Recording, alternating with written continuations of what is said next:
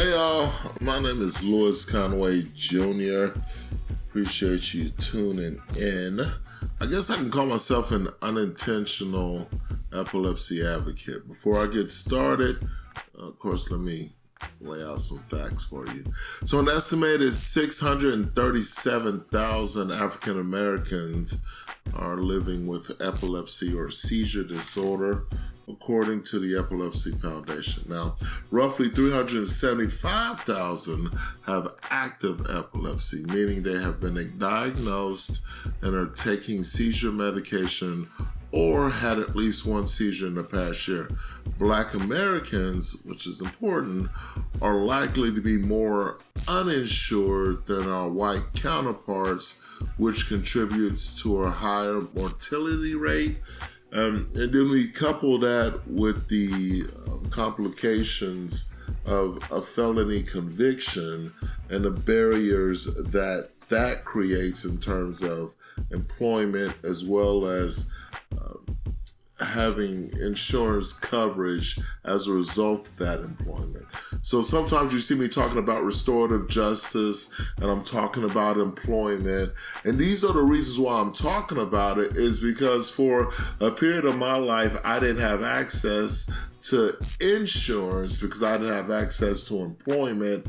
And now that I'm dealing with epilepsy, that could have really been a tragic situation. So let's talk about it. Why?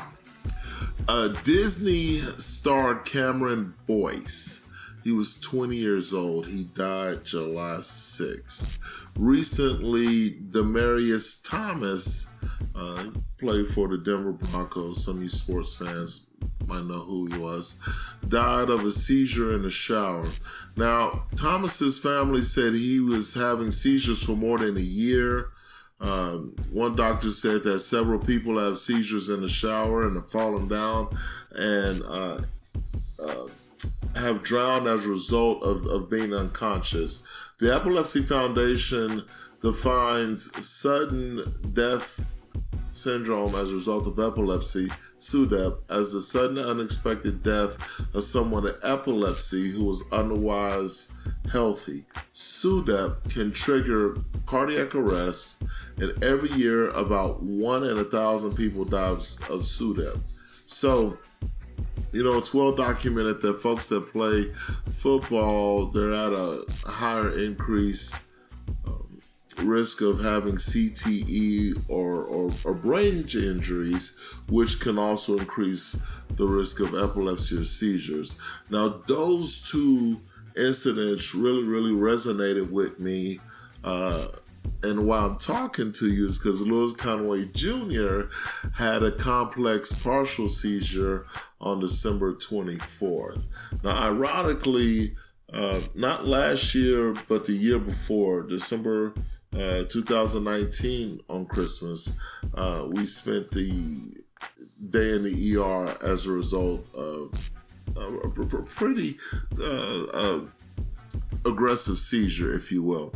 So, just to talk about it for a moment, how many folks that are famous are having seizures and they're not showing up in the newspaper? And then how many folks who are having seizures and don't even know that they're having seizures, or their family members may be having seizures? And then at the workplace, right? Like folks may be having seizures or report having seizures, and because people are unaware, they may not be able to recognize it. One, I know for me, there was a stigma that I felt early on about talking about a neurological condition, particularly at work.